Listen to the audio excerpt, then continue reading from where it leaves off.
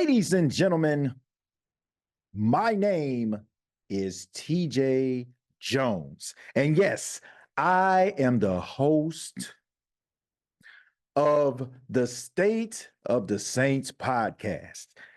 And although I am the host of the State of the Saints podcast, one of the best podcasts on God's green earth, I'm not here for that today. Today, I am here to talk about your reigning, defending, undisputed first round draft pick of your favorite team, the New Orleans Saints, Taliese Fuaga. Thank you for listening to my daddy's podcast. Hey, don't let these tears fool you. It's all dog around this mug. I'm good.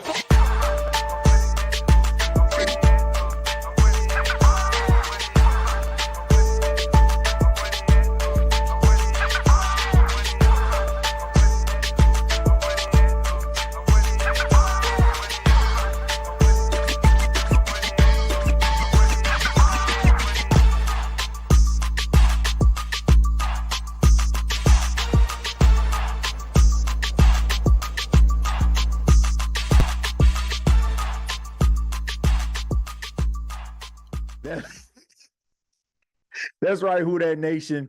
The Saints decided to select Taliese Fuaga, the right tackle out of Oregon State, 330 pounds, 6'6". And you got to give credit where credit is due to the New Orleans Saints. They did exactly what they needed to do. They didn't try to step outside the box. They didn't try to overthink themselves. You needed an offensive line to add to your offensive line room, and you got just that. We know about James Hurst deciding to retire the day before the draft. It became public, even though the New Orleans Saints knew he was going to retire. And of course, we know about the uncertainty of all-pro right tackle Ryan Ramczyk. So it's only right that the New Orleans Saints draft a offensive lineman, and Fuaga, he is going to fill a huge hole that the Saints need him to fill. Now, this is an offensive lineman that spent most of his time on the right side. And if you looked at any of his highlights, you'll see that he comes off that snap with reckless abandon. I mean, he can stonewall some of the strongest pass rush in all of college football. And he was a mauler too. And I just think that the new offense that the Saints are going to be implementing this season, the wide zone, I think that he will fit perfectly with that. I think that this guy has generational talent. I think that he can be a cornerstone offensive lineman for the New Orleans Saints. And I honestly hope that by drafting Fuaga is just the start of getting guys with this type of mentality on the offensive line. I do feel like the Saints have some talented offensive linemen already that they have on their team. Guys like Eric McCoy, Cesar Ruiz is starting to show promise. But I like to see my offensive linemen not only be good, but also have a mean streak, man. Somebody that is physical, somebody that is not afraid to get in someone's face and will not apologize for doing just that. And even though Trevor Penning kind of fits that mold, I think a lot of people are kind of, easing up on Penning. But I don't want people to give up on Trevor Penning just yet. Do I feel like he will be the left tackle of the future?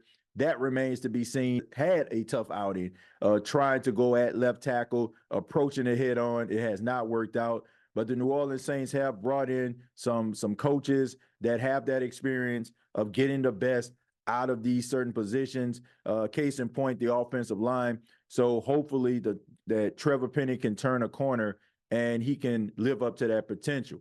But he has that mind frame, and Fuaga has that mind frame. And if the Saints can maybe add another guy on the offensive line, I don't know, maybe bring back Andres Pete, maybe have him on the offensive line, or maybe draft another guy that you feel is promising with one of your picks that you have left in the draft. I think that the Saints can actually add something a little bit different on the offensive line. Now, like I said, I mentioned Andres Pete. but it's only just because you lost James Hurst, a veteran that could play along the line. All right, you got Ali Udo, who you have there. You can probably rotate him a little bit, but Andrus Peat, for better or for worse, whether you like this guy or not, he did a pretty formidable job playing left tackle last season when the Saints actually needed somebody to play that spot. So you might have to go back and dig into the crates and bring back Andrus Peat if he does not get picked up after the draft, if a team feels like maybe we need a little bit more depth there. I don't know, but I like the pick with Fuaga. He has a really good upside. He's a really good run blocker already. He struggles a little bit when it comes to the pass protection, but not to a point where I feel like Saints fans needs to be alarmed. It was just the fact that Oregon State, they committed to the run. And why wouldn't you, right? Because you have Fuaga on your offensive line, so why the heck wouldn't you want to run the football? But I think that the Saints are going to try to put emphasis on the running game, using Kendre Miller, using Jamal Williams, using AK. And when you have a guy like Fuaga, he's going to be opening up holes and opportunities for these running backs to run through. But I'm excited to see what he's going to do. Shouts out to the New Orleans Saints for drafting him. There was some talk about the Saints possibly aggressively trying to go after Michael Penix. Wouldn't have got mad at that at all if the Saints got Michael Penix. I wouldn't have got mad at that at all. No Atlanta Falcon fans out there upset right now. You just signed Kirk Cousins to that deal, and now you got Michael Penix. But look, I'd rather have an abundance of something or versus not having enough of it, right? I'd rather have an abundance of something than not have enough at all. And, if the Saints were to do that, that would have been great. Also, another name was Brock Bowers. And it would have been interesting to see if the Raiders did not select Brock Bowers, even though to me, they don't even need him because they got Michael Mayer out there who he's just wasting away out there in Las Vegas. If you ask me, dude is talented. Don't understand why they don't want to utilize him. But the Saints, it would have been interesting to see if they would have selected Brock Bowers over Fuaga, even though they needed help on the offensive line. But we will never know for sure. There was some talk from Dennis Allen saying that they probably would have had a decision that they needed to make if he was available.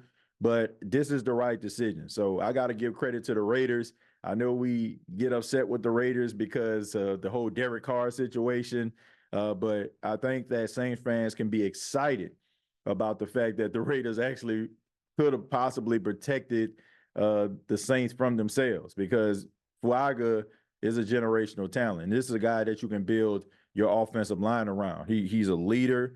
He's a guy that's dependable. And I think that as time goes on, he will end up being one of the New Orleans Saints fans' favorite players. All right, because we all know we love ourselves a big guy that can block on the offensive line. The offensive line is, especially when they're good, are always well respected. You think about what Jason Kelsey and Lane Johnson are to the Philadelphia Eagles. You think about the Great Wall of Dallas, how some of those offensive linemen are still being talked about. You think about the offensive line of the Washington then Redskins back in the day. So, and you think about more modern days, the New Orleans Saints offensive line that protected Drew Brees all those years with the Jari Evans and the Jonathan Goodwins and the Jermaine Bushrides. Like those guys we remember. And I feel like Taliese Fuaga is going to be that guy. But I would love to hear from you. What do you think about the 14th pick of the NFL draft? What do you think about the Saints going after Taliese Fuaga? Do you think it was a good pick? Do you think that the Saints should have went with maybe one of these top pass rushers? Comment down below, like and share this video. Thank you so much for checking out the State of the Saints podcast. Previous episodes are available on Apple Podcasts, Spotify, iHeartRadio, and Anchor FM. And you can also follow me on X at TJAY Jones 8. Till next time, all I got to say is, who dat?